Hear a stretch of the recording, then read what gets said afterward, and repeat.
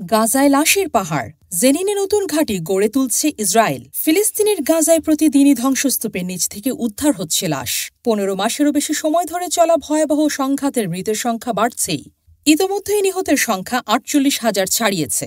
অথচ এমন এক সময় যখন বিশ্ববাসী যুদ্ধবিরতির প্রত্যাশায় ছিল, তখনই অধিকৃত পশ্চিম তীরের জেনিনে সামরিক ঘাঁটি স্থাপন করে নতুন সংকট সৃষ্টি করেছে ইসরায়েল। ফিলিস্তিনিরা অভিযোগ করছে, গাজায় যে নৃশংস যুদ্ধ কৌশল ইসরায়েল ব্যবহার করেছিল, এবার সেটাই পশ্চিম তীরের জেনিনে প্রয়োগ করা হচ্ছে।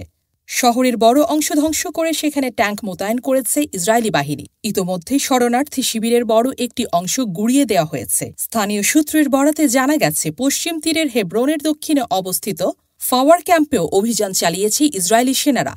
নির্বিচারে গ্রেপ্তার করা হচ্ছে ফিলিস্তিনিদের। এদিকে গাজার পরিস্থিতি আরও ভয়াবহ হয়ে উঠেছে। প্রতিদিনই ধ্বংসস্তূপ সরিয়ে উদ্ধার করা হচ্ছে লাশ। সোমবার পর্যন্ত নিহতের সংখ্যা দাঁড়িয়েছে ৪৮,৩৫০ জনে। আহত হয়েছেন ১,১১,০০০-এর বেশি মানুষ। তবে বাস্তব মৃতের সংখ্যা আরও বেশি বলে দাবি ফিলিস্তিনিদের। গাজার স্বাস্থ্য মন্ত্রণালয় বলছে, ধ্বংসস্তূপের নিচে আরও হাজারো মরদেহ চাপা পড়ে আছে, যাদের হিসেব নেওয়া সম্ভব হয়নি। ফলে প্রকৃত মৃতের সংখ্যা ৬১,০০০ ছাড়িয়ে যেতে পারে। গত ১৯ জানুয়ারি থেকে ৩ পর্যায়ের একটি যুদ্ধবিরতি চুক্তি কার্যকর হয়েছে। চুক্তিতে বন্দি বিনিময়, যুদ্ধবন্ধ এবং গাজা থেকে ইসরায়েলি বাহিনী প্রত্যাহারের শর্ত থাকলেও বাস্তবে এর কোনো প্রতিফলন দেখা যাচ্ছে না।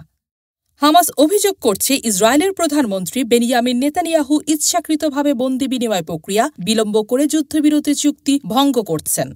এদিকে জাতিসংঘও ইসরায়েলের উপর চাপ বাড়াচ্ছে।